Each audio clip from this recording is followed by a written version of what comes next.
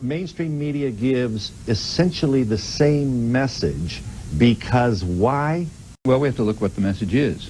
First of all, the message is one of remarkable subordination to power. Now, power in the United States doesn't happen to be in the state. It's not a centralized military bureaucratic state like in the Soviet Union. Power in the United States primarily lies in the corporations.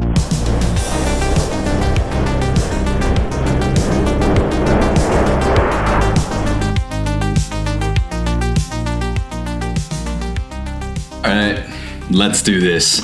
Hello and welcome to Champagne Anarchism. This is the reading series and we are starting this week this book, Manufacturing Consent. This book is incredible. There have been many works of media criticism over the years, but this, in my judgment, is the best. This is the sort of looming book over everything else in the field. If you're writing a work of media criticism, you are writing it always in the shadow of Manufacturing Consent. This is one of the greatest examples out there, and to me personally, this is not just an incredible book, though it is, but also a very personal book. This is one of the books that influenced my decision to step away from a very well-paid corporate media job as a foreign correspondent many years ago. And so this book, I genuinely think, you don't have to work in the news to think this, but I genuinely think for anybody, this is a must-read. This will change the way that you look at the world. This will change the way that you read the news or consume media of any kind, and it will just change the way that you go about your everyday life living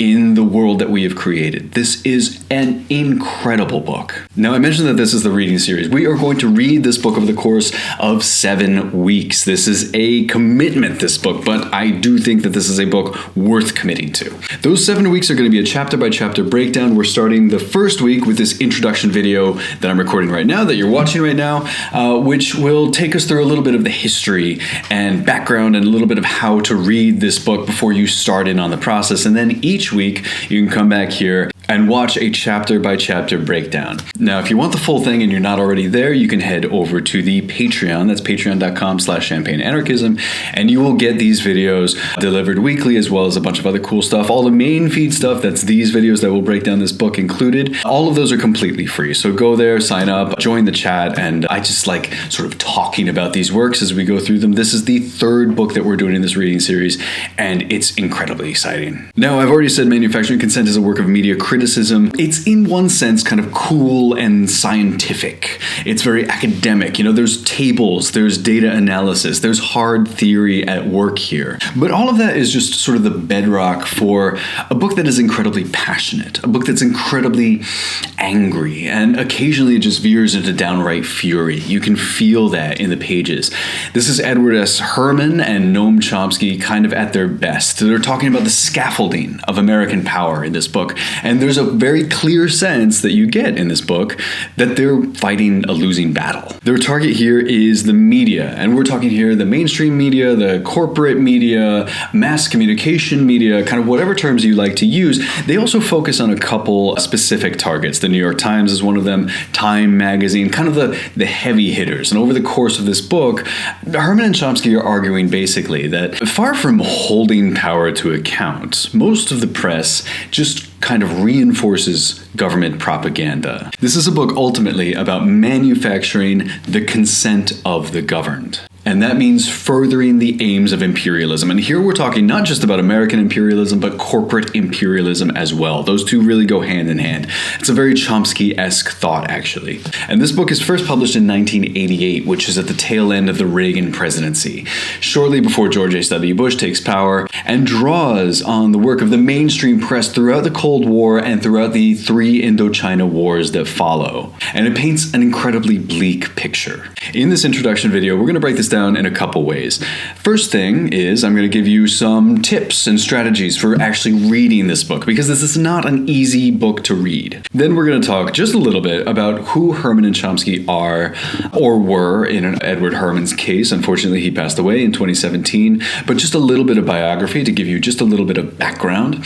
And then we're going to talk a lot about the historical context. There's a lot of history in this book, and I think to read this book, it helps to have a little bit of a ground grounding in exactly what they're talking about, especially since in 2024, when I'm recording this video, we're fairly far away from the events that they're describing in this book. So a lot of the things that they're talking about, you won't necessarily have context for. So we're going to go through the historical background briefly, and then in later episodes, we're going to get into it properly. But all of that being said, on this reading series so far, we've read The Wretch of the Earth by Frantz Fanon. We've read Capitalism, a Ghost Story by Arundhati Roy. I love those books, but I have been genuinely so excited to start this book, so excited to kind of dig in, and so excited to hear people's thoughts. This whole project is so cool because I can go on socials and kind of see the reaction to a lot of ideas that we're talking about on this channel. And I really love reading through those comments. So if you have thoughts on this book, please head over to that Patreon and let me know what you think, or you can do that on socials, or you can just reach out to me directly if you're not comfortable with that. So if this is a reread for you, I'm excited to hear what you think. And if this is the first time that you're sitting down with this book, this tremendous must-read book, I'm really excited for you. So let's get started. Let's talk a little bit about literally how to read this book, because the book that we did before this, Capitalism, a Ghost Story, I like to say was very easy, very reader-friendly to get into. It's beautiful prose by a fabulous novelist, Arundhati Roy. This is not that. This is a hard book. This is a dense book, and it's got a lot of kind of academic theory and data analysis embedded within it. So read this closely and read it slowly. The second thing I'll say here is that this work, especially if you grew up in a developed Western country like I did, you were fed a lot of preconceived notions that this book is about to break down. This may challenge a lot of preconceptions that you have about mass media, about the Vietnam War, about the realities of American empire. You will have to brace for that. Now, that's not a bad thing. That's never a bad thing. This is a very exciting thing. But just keep in the back of your mind that this is going to be a little bit tougher to engage with, because a lot of what it's breaking down are things that we have held up so highly, right? We really value the press a lot of the time, especially on the left, or especially among sort of mainstream liberals. There's a tendency to say, well, reporters do such valuable work, and that has kind of immunized them a little bit from criticism. That's not what this book is really telling you here. And a lot of places and media outlets, particularly places like the New York Times, which I certainly used to hold up as maybe the best example of American journalism, are just slashed to the ground in this book. So just be ready to engage with that kind of thing. Third piece of advice, read this with a notebook. This is my notebook. Just sit down, grab a little notebook, whatever you need, and write some notes as you go through. You don't have to do my insane detailed thing. I'm about to record a video on this, so I really need to know this stuff. But you do have to have a little bit of a note-taking thing kind of just in the background, I would say. I would also, because I'm a little old school on this maybe, I would also encourage you to buy the physical copy and mark it up a bit. You will see me at points refer to this book. It's got post-it notes all over it. It has highlights and underlinings and little notes around the margin and stuff like that. If you don't want to destroy a book, I totally respect that. However, I have found it very helpful to just sticky note my way through and write little notes and make this copy a little bit my own. Now, if you prefer to do that on Kindle, I've never really figured that out, to be honest. I like the highlighting function, but then notes, I don't really know how to do that. So if you can do that on Kindle, fantastic. More power to you. I shouldn't be saying Kindle, actually, because Daddy Bezos controls us all. But certainly for an ebook, if that's your strategy, awesome. The audiobook will be a lot more difficult. If you can make it through an audiobook of this, that's fantastic and that's really cool. I do think that there are things that you may have to go back to and kind of look over again or refresh your mind. But certainly a reading series like this with a video breakdown hopefully should help with that a little bit as well. So if you're an audiobook person, that's not to necessarily discourage you from that. I am just saying that me personally, keep a notebook and maybe consider the physical copy. Number 4, engage with the media as you read through this. Engage with the media around you. Right now, as I'm recording this video, there's kind of a perfect example of this, which is the ongoing invasion of Palestine by Israel. I'm recording this in 2024, and this is kind of the main thing that's being driven through the media, and a lot of the media narratives, especially in places like the New York Times, will line up with the manufacturing consent model, this propaganda model that we'll talk about at the end of this video. So just as you read this book, I think it's really instructive to go, to the front pages of a couple websites and kind of think about the way that this information is being presented to you. Is it fair? What is the lens that this is being presented to you through? What kind of stories are you seeing, and what kind of stories are you maybe not seeing? Are being pushed to the back burner? What kind of sources are being quoted in here? That is really, really interesting and really instructive stuff to just kind of have in the back of your mind as you go through with a book like this. The fifth thing to say with any book is talk to people about this as you read through it. You will probably, if you're anything like me, want to start ranting at people as you go through it. Don't resist that impulse, right? Really talk through this, really think through this, and it helps to kind of discuss a lot of the things that you're seeing in the media and in this book as you read it. I have found those kinds of conversations to be genuinely fascinating as you go through. And you can also, another plug for the Patreon, you can also do that on my social channels or on the Patreon as well. If you just feel like engaging with people who are reading the same thing at the same time, please do check that out. But how about the biographies? We're going to do this quickly. First, we should talk about Edward S. Herman. That guy. Herman had roots in economics, but his interests kind of shifted over time. And they made him into one of the sharpest critics of corporate power and kind of media manipulation that you will find. He was born in 1925, and he spent much of his career as a professor at Wharton, that's at UPenn. And is a professor of finance, right? He's focusing on finance, corporate policy, but then in the 1970s, the political landscape starts to really shift. And with that, so do his interests. And he starts writing not so much about finance, although still grounded in that. That's the really interesting thing about this. But he starts to think about how kind of power flows through society, the structures that we've built up, not just economic structures, but also through the media. Now, the propaganda model in manufacturing consent is probably his most enduring legacy. However, he did write a ton of stuff. And it's worth engaging with a lot of the stuff that he's written around this, kind of reading his stuff more broadly. A couple suggestions will be linked in the document that accompanies this lecture on the Patreon. You can go check those out, just kind of extra materials. But also just Google around. He's a fascinating guy. Now, Herman died not too long ago in 2017, but of course, through books like Manufacturing Consent, his legacy really endures. All of that brings us to Noam Chomsky. Now, even if you haven't heard about Edward S. Herman, I'm willing to bet you might have heard Noam Chomsky's name before. Noam Chomsky is probably the most famous modern anarchist still alive. He initially made a name for himself as kind of a groundbreaking linguist at MIT, but he transitioned, at great personal risk, by the way, into political analysis and activism in the 1960s, when all of this stuff was kicking off. And it's around this time that he started speaking out properly against American imperialism. And this is what puts him kind of on track to cross paths with Herman. Now, he's still alive, he's in his 90s, and he's published over 100 books. Although a lot of that, of course, collected essays, all of that stuff, classic kind of activist academic thing. But he's still working today, and it's worth reading a lot of his stuff. With his books, I can recommend a few of them personally, and you will find these as well on the Patreon and on that same document that's linked up there. But things like Failed States, a very, very good book, or Hegemony or Survival. These are kind of touchstone pieces. These are kind of touchstone books that are very, very important.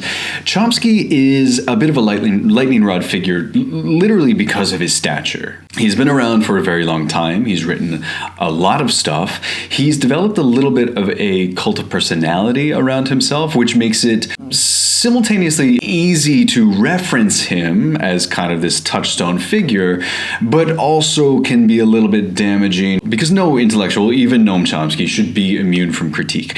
I tend to agree personally with 90% of what Chomsky has written and what he says. However, I do agree with the argument that Chomsky has been elevated to a stature that is just sort of considered kind of beyond reproach, and that's That's not right. However, inarguably, I will defend the man's genius. I really think that he has made such a huge impact, and a lot of the things that he has written are just incredibly impressive and really succinctly put this idea of American empire in such understandable terms that it's tough to argue with that. So that's Noam Chomsky and Edward S. Herman, and these two kind of giants here are the people that you're about to engage with as you go in to read this book. And now we get to talk about some history. So when manufacturing consent landed in 1988, the world was still very much at war. The Third Indochina War was still in full swing. Vietnam was still very much a battlefield. And kind of at the tail of the second presidential term of Ronald Reagan, the United States is still very much in the grip of neoliberalism and runaway patriotism and Reaganism, whatever you want to call these things. Herman and Chomsky go through a lot of history in this book, kind of modern history. And we'll talk a lot about that later, but for now I just want to offer a little bit of historical background for the major nations that are discussed in this book. There are 6 of them that we're going to go through in this video. So the first 3, this is mostly Herman's work as we talk about elections and kind of sham elections and elections we legitimize. We're going to talk about El Salvador, and we're going to talk about Guatemala, and we're going to talk about Nicaragua. And then the other 3 that we're going to talk about are going to be mostly Chomsky's work. That's Vietnam, of course, Laos, and Cambodia. And this is where we're going to deal with manufacturing consent for imperialism and the war machine, especially the American war machine. So why don't we just dig in? We'll start with El Salvador. To understand the Salvadoran Civil War of 1979, we have to go a little bit back in time, back to the late 1920s and early 1930s, and a farmer turned revolutionary named Farabundo Martí. Martí helped kick off this massive revolt in 1931 that culminated in a savage massacre by government forces of indigenous people in the deeply unequal nation of El Salvador.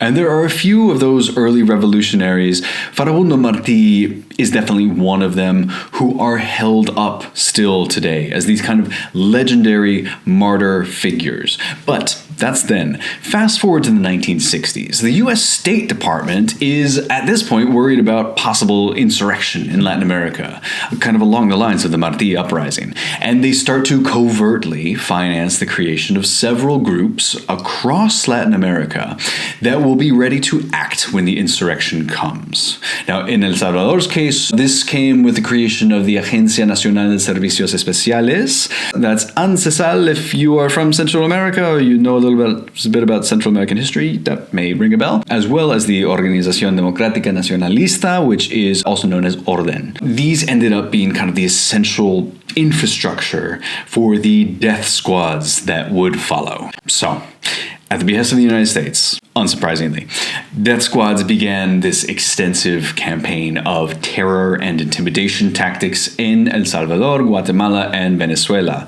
A 1972 presidential election in El Salvador that brought the former Colonel Arturo Armando Molina into power only exacerbated things as the president's signature land reform program failed. Then, in 1977, thanks to massive election fraud, General Carlos Humberto Romero took office. Now, he was deposed by a junta, which initially was quite leftist, or at least somewhat leftist, but was immediately taken over by the military. And throughout this period, death squad executions and counterinsurgency against an insurgency that didn't actually really exist increased. And this all happens until about 1980, when a high-profile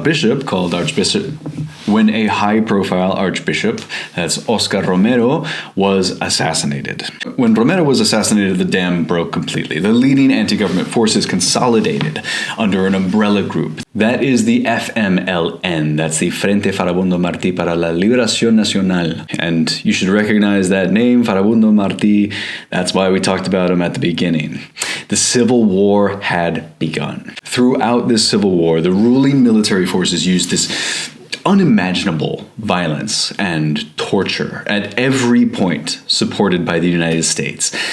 There are two other people that you should keep in mind here as well as you go in to read Manufacturing Consent.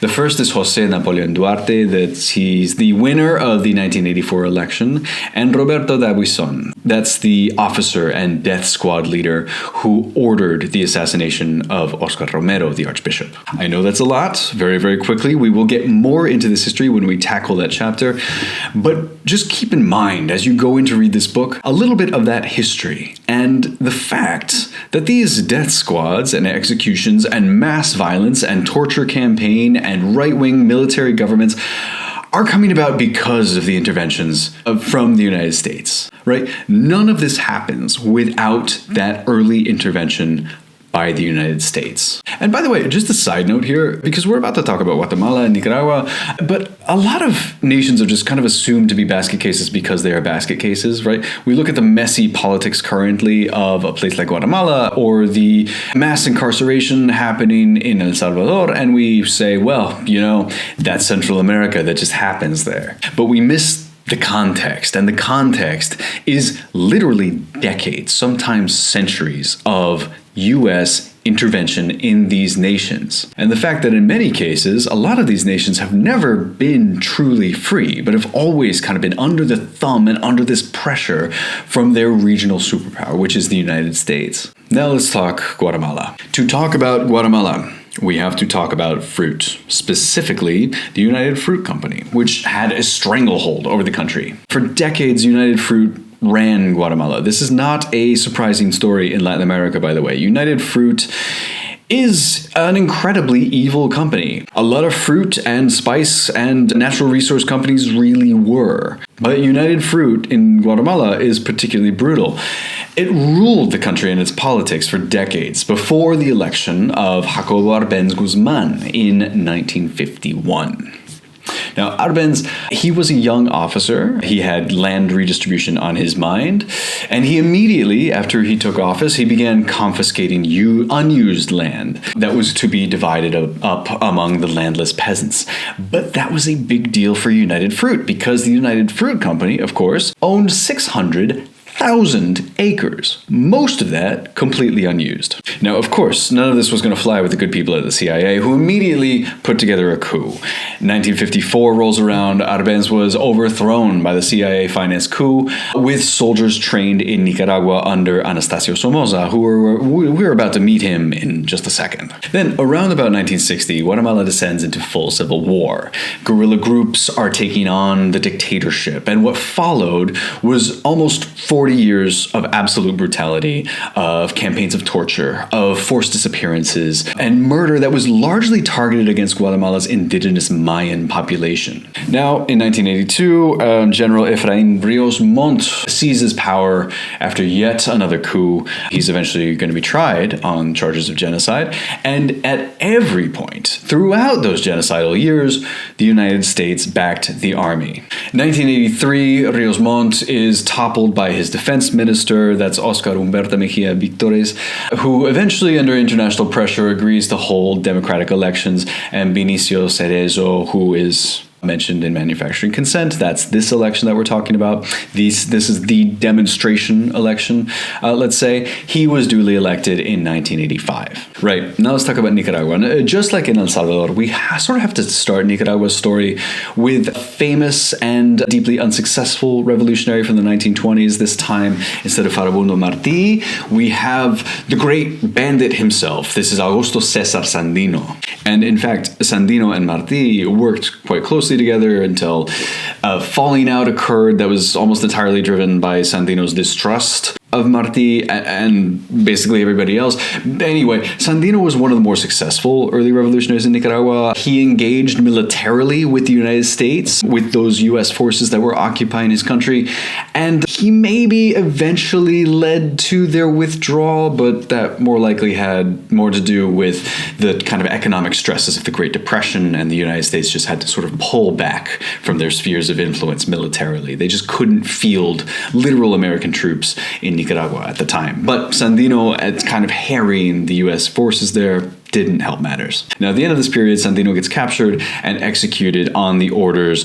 of a very important figure in Nicaraguan history. That's General Anastasio Somoza Garcia. He's the head of the National Guard at the time, and he would later kick off a coup and appoint himself president of Nicaragua 2 years later. Now we can fast forward to 1979. Somoza's second son, that's Anastasio Somoza de Baile, is overthrown by the Frente Sandinista de Liberación Nacional, also known as the Sandinistas, named after Sandino. In 1981, Ronald Reagan signs the National Security Directive 17, which allows the United States to destabilize the government, funding a counter-revolutionary group known as the Contras, blocking Nicaraguan ports. They finance death squads. All the classics are at play here. And the mostly free election that happens in 1984 is the focus of manufacturing consent. I should say as well, before we close out Nicaragua, that the US strategy actually eventually succeeded in destabilizing the Sandinistas. They were voted democratically out of office in 1990. Now we're going to shift focus over to Asia, away from Latin America and over to Asia. We're into the more kind of Chomsky-esque section of this book. We're going to talk about Vietnam, Laos, and Cambodia. We're not going to get too deep in the history here. And the other thing that I should say before we start these three is that I can pronounce things more or less fine in Spanish, but not in Vietnamese. So I apologize in advance for all the mistakes I'm about to make here, but I will do my best, I promise. Now let's talk Vietnam. We won't go through the entire history of the Vietnam War here, but there needs to be just a little bit more context. Officially speaking, there are 3 Vietnam Wars, or Indochina Wars as they're known. The first Indochina War is between Vietnam and France, the second is between Vietnam and the United States, and the third is between Vietnam and Cambodia under the Khmer Rouge. To understand the US involvement in the Second Indochina War, we need to step back to the end of World War II and the rise of the communist nationalist leader Ho Chi Minh. After Japanese occupation, Ho leads the Vietnamese resistance, the Vietnamese independence movement, especially against the Japanese during the occupation and later against France. But by the 1950s, the US policymakers are increasingly kind of deeply concerned with what's typically called domino theory. Chances are, if you grew up in the United States, you heard this in high school. They love to teach this idea. Domino theory is the belief that if one country in Southeast Asia falls to communism, others will follow. And in 1955, after the very decisive Vietnamese victory over the French at Dien Bien Phu, the country was temporarily divided at the Geneva Accords. And it's divided into North Vietnam under Ho Chi Minh's communist forces and South Vietnam under the US-supported anti-communist regime. Herman and Chomsky are pretty clear on this. They think that South Vietnam as a political and state structure, isn't really much of anything. It's propped up by the United States,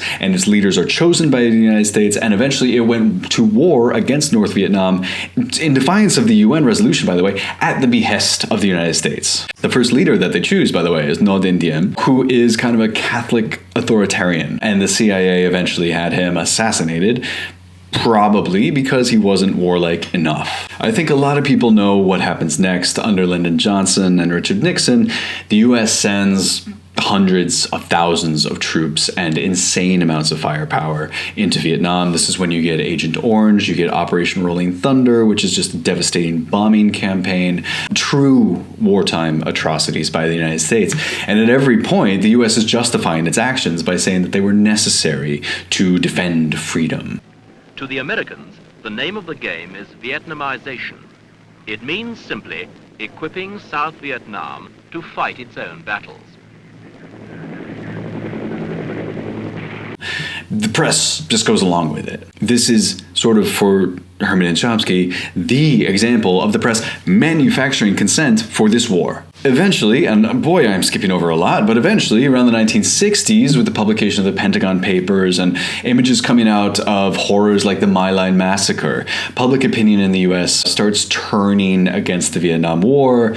The US eventually withdraws in 1973. And of course, the public opinion shift is important, and that's what manufacturing consent is about, but the resistance of the local Vietnamese should not be discounted here. There's a reason the US withdrew from this war that they seemed ready to spend any amount of money and bombs on, and it's because of multiple factors. In the end, the U.S. had nothing to show for it but absolute devastation. Millions of Vietnamese civilians were killed, and entire regions of the country were devastated. And that brings us to Laos. Now, Laos and Cambodia were both victims of Washington's same containment strategy. They unfortunately fell into this broader sphere of war around Vietnam.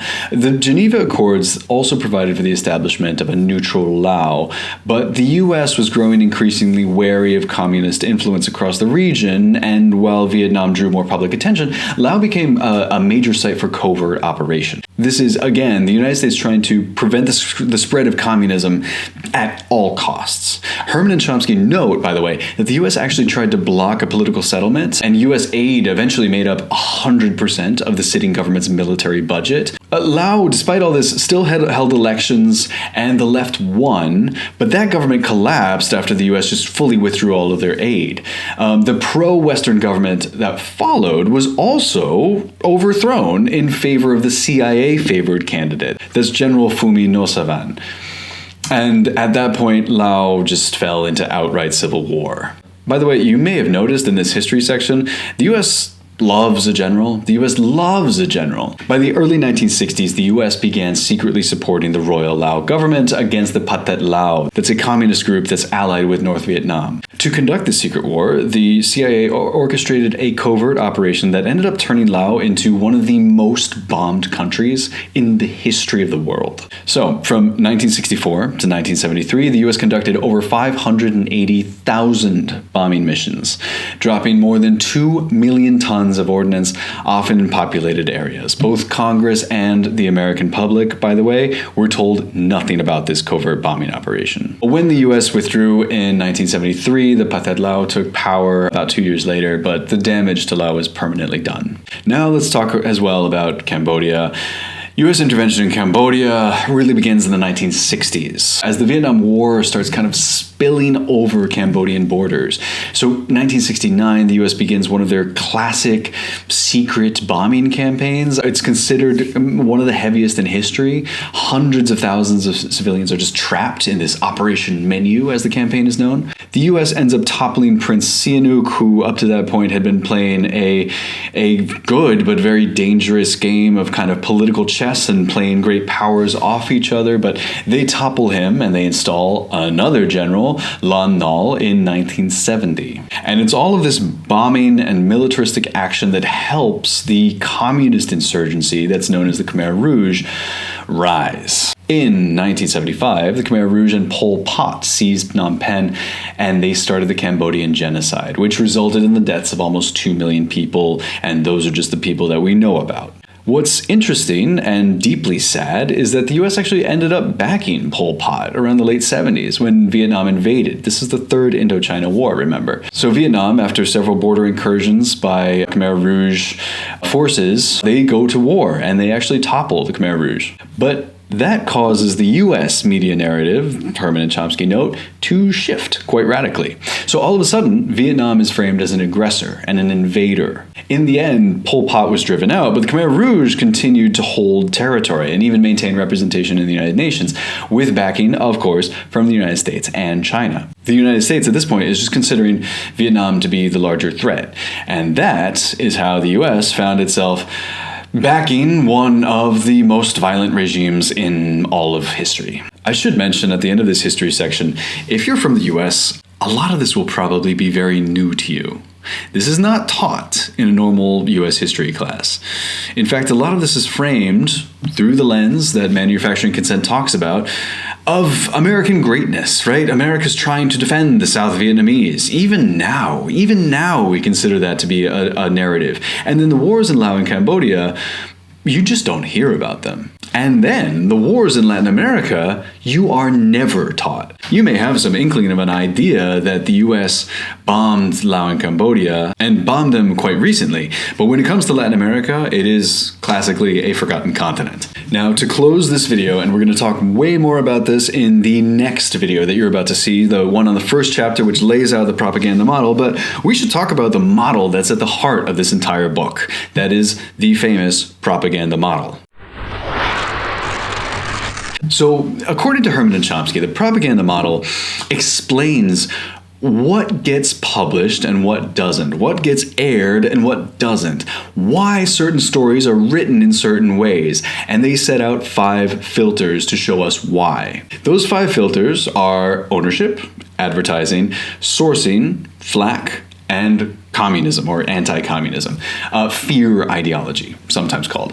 Each of these filters acts as kind of a gatekeeper for, what gets published, what gets emphasized, and what viewpoints you actually hear. So we're going to talk very quickly through the 5 of them. The ownership filter talks about how media outlets rely very heavily on corporate advertisers for revenue. So you need to draw an audience, but you can't alienate potential customers to your corporate clients who are giving you this advertising money. That's pretty simple, unfortunately, and also incredibly effective. The ownership filter is the first one that highlights how kind of major media outlets are controlled by large corporations, and these large corporations have their own agendas and their own profit motives. Now, today we can extend this analysis, and we will talk more about this in the next lecture, but we can extend this very much to the billionaire class. Nobody should forget that outlets, hugely important outlets like the Washington Post, are owned by hugely rich people like Jeff Bezos. And these people have a vested interest in maintaining the rungs of power in capitalism that we have built.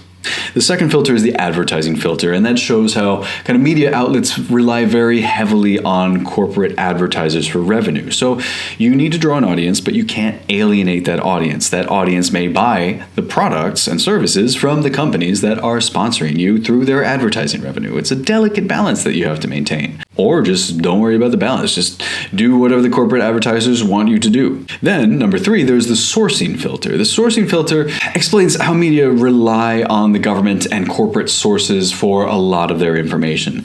This I know firsthand, and I will talk more about this in the next video. But the idea is that these institutions, the government spokespeople and corporate spokespeople, or experts, as they're often framed, will give you a steady stream of information that reinforce just one perspective here. Now, flak is all about negative responses to a particular type of media content, especially media content that challenges corporate interests. So there's a whole system out there that Herman and Chomsky describe that when a media organization steps out of line, they will force it back onto the path. And there are certain things, certain levers that they can pull at various points to kind of control this media narrative and control the media organization and make sure that they are still reporting things the right way. And the final filter is anti-communism. And we'll talk again in the next video about whether this still really applies, the anti-communist filter, or whether we need to expand this a bit. So at the period at which they're writing, and certainly when this book came out in '88, the Cold War tensions are allowing the powerful elites to frame anti-communism as a way to silence leftist voices. So just setting anybody up who is vaguely critical of corporate power or elite power or capitalism or whatever it is, you allow these elites to paint people pointing these out with a broad communist brush. And that is a very good way to silence dissent. And that brings us to the end of this introduction video. And I am so ready to start in on this book and to talk about this properly. I'm pretty excited. I feel like I've gotten closer and closer to the camera as I'm doing this. Anyway, thank you very much for watching. If you've made it all the way through, I encourage you to check out the Patreon. There's going to be a bunch of cool stuff over there. Follow me on social channels. And as always, please let me know what you think about any and all of this. I'm excited to hear it. And we'll see you soon. Thanks for watching.